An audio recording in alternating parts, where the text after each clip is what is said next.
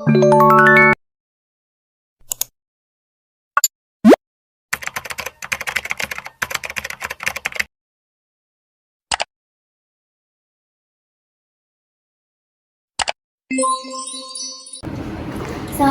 warahmatullahi wabarakatuh. Waalaikumsalam warahmatullahi wabarakatuh. Halo guys, jadi di sini kita lagi sama Pak Denny.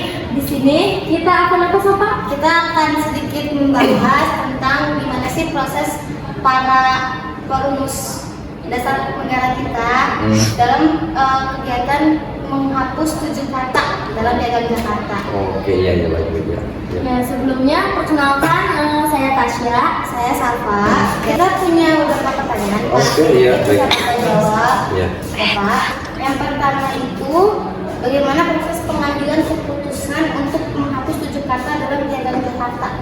Jadi mengambil keputusan untuk menghapus ya. Jadi memang pada tanggal 22 Juni itu kan memang dasar negara itu kan sedang dirumuskan ya.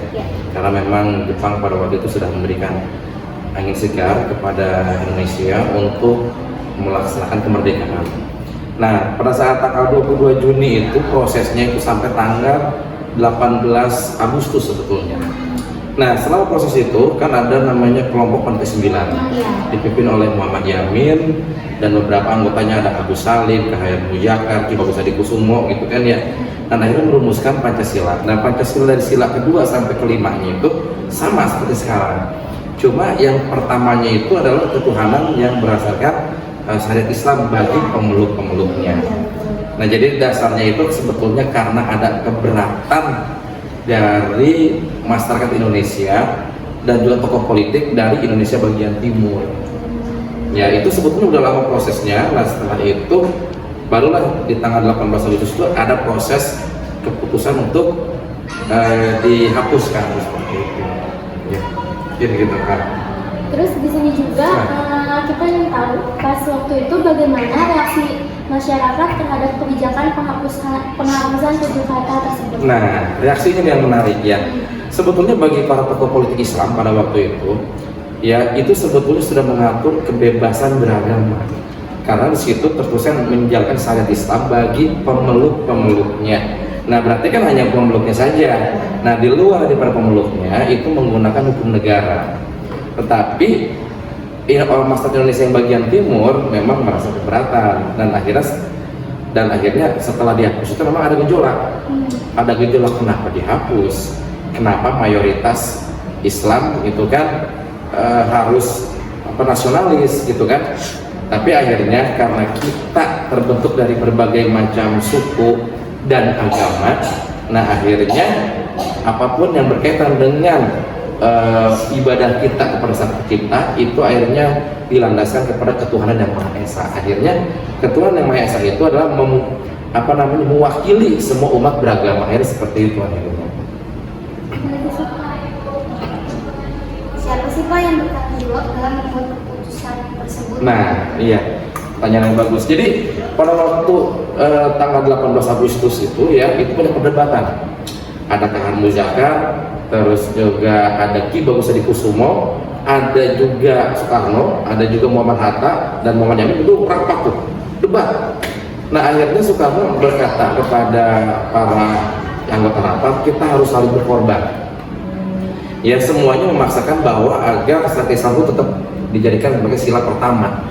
Malah pada waktu itu Ki Bagus Hadikusumo, perwakilan dari Muhammadiyah, menyatakan begini, bagaimana kalau kita tetapkan saja, tetapi syariat Islam itu hanya digunakan bagi Islam saja, tapi yang lain enggak, tetap nggak terima juga. Nah, di situ ada peristiwa, ada dua versi. Pada waktu itu Muhammad Hatta kedatangan dua orang, tapi ini versinya masih mungkin benar, mungkin iya ya. Satu versi pertama adalah katanya Muhammad Hatta didatangi oleh tokoh politik dari Indonesia bagian timur. Dia merasa keberatan kalau memakai syariat Islam.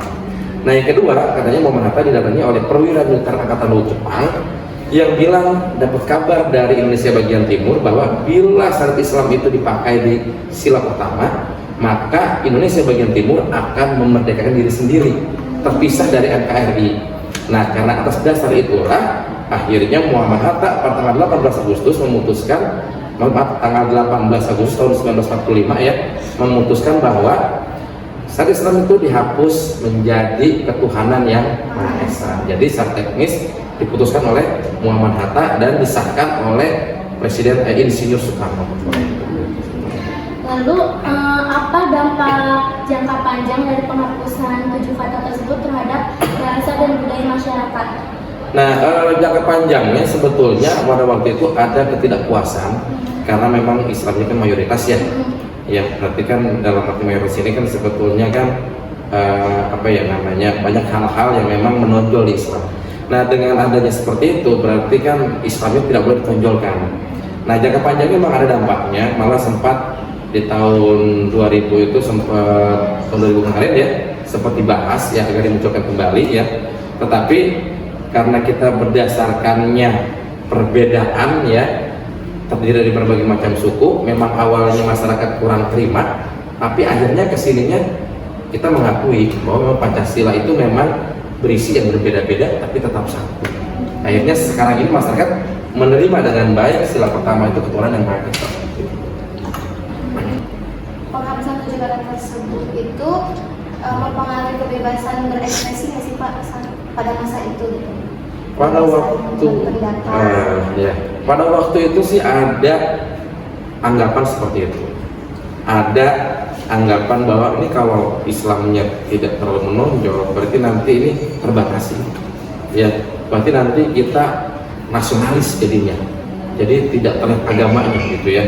Tapi pada waktu itu ada pendapat seperti itu, tapi Insinyur Soekarno dan Muhammad Hatta pada waktu itu memastikan penerapan ketuhanan Maha Esa itu sesuai dengan koridornya masing-masing.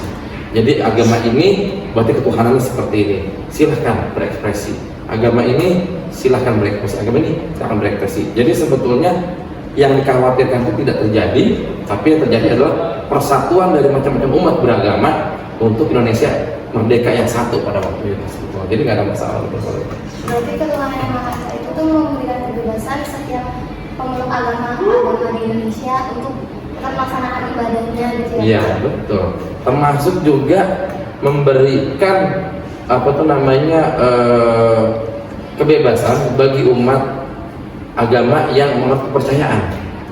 Kan enggak semuanya beragama itu menyembah Tuhan ya. Ada juga yang menyembah kekuatan alam, ada juga menyembah roh leluhur nenek moyang gitu ya. Nah, itu semua pun tetap dilandaskan, diibaratkan menyembah kepada Tuhan yang Maha Esa, walaupun ketuhanannya tidak sama itunya praktiknya ya. Tetapi selama dia menyembahnya sang penciptanya, menghormati sang penciptanya, maka itu dianggapnya ketuhanan. Jadi semuanya terakomodir sebetulnya. Tapi Pak, jika semisal penghapusan 7 kata itu tidak dihapus hingga kini, itu berdampak gak sih di masa kini? Sebetulnya kalau pendapat saya ya, ini berdampak karena bagi masyarakat pemeluk Islam itu nanti menggunakan hukum syariat Islam. Di mana hukum syariat Islam sebetulnya berdasarkan hukumnya itu asas keadilan, bukan asas perbaikan. Ini saya jelaskan begini, perbaikan ini maksudnya. Kalau dalam hukum nasional, seseorang berbuat salah di penjara agar tobat, ya agar tobat, agar dia mengerti kesalahannya, terus dia bisa memperbaiki diri, ya setelah itu keluar dari penjara menjadi manusia yang baik. Nah kalau hukum Islam kan beda. Pada saat si A ini melakukan pembunuhan, maka untuk menjamin keadilan bagi keluarga yang menjadi korban, maka harus dihukum yang sama. Itu seperti itu, ya. Kalau hukum negara kan enggak, walaupun melakukan pembunuhan semacam apapun, ya, nah itu ada namanya rehabilitasi di penjara. Nah itu, tapi kalau Islam pun, ya udah, ini hukumnya tadi apa ini misalkan dibunuh, ya berarti bunuh lagi. Kalau nggak bisa dibunuh berarti ngebayar sesuai yang diminta oleh pihak korban, gitu. Jadi begitu. Jadi untuk menghilangkan kesedihan atau keadilan yang didapatkan, masyarakat pihak keluarga korban boleh minta ke keluarga terdakwa untuk bayar. Kamu udah bunuh keluarga saya, jadi bayar 5 miliar. Kalau enggak, nanti hukuman mati. Nah, itu kayak begitu. Oh, itu secara hukum Islam. Ya mungkin banyak yang dibuntungin kalau misalkan masih pakai yang apa yang jinah ya di apa namanya dicambuk atau dilemparin batu mungkin begitu. Tapi nggak sampai terjadi akhirnya. Berarti kalau misalkan penghapusan tujuh kata itu nggak terjadi, berarti berpengaruhnya ke hukum di Indonesia. Iya, hukum pidana karena hukum pidana yang kita pakai ini hukum dari Belanda. Nah, hukum Belanda sendiri diambil dari zaman masa Napoleon dari Prancis. Itu sebetulnya hukumnya di sana ngasih seperti itu. Berarti udah banyak nih informasi yang menarik ya, Ca. Betul, Selamat sama. banget ternyata. Mungkin kesimpulannya apa, Ca? Kesimpulannya jadi penghapusan tujuh kata itu berpengaruh banget ya Pak. Berpengaruh, Pak. Untuk masa kini. Jadi Berpengaruh dari persatuan Indonesia juga, Iya. dari bagaimana hukum Indonesia berjalan, semisal penghapusan tujuh kata itu tidak terjadi, gitu ya, Ca. dan berhubungan juga ya Pak sama toleransi. Iya, ini berhubungan. Walaupun memang pada waktu itu kan politisi Islamnya kan lebih banyak. Ya, jadi bagaimana nih supaya Islam itu boleh dibilang ya menonjol seperti itu. Tapi umat agama yang lain pun juga harus tetap dimasukkan. Jadilah Tuhan yang Maha Esa. Oke, Bapak, terima kasih Terima banyak. kasih atas waktunya sudah Iya. meluangkan waktu. Iya, nggak apa-apa. Semangat lagi. Nah, sekali lagi makasih banyak Sama-sama, ya. Bapak buat informasinya. Oke, Segitu cukup aja. sekian dari kita.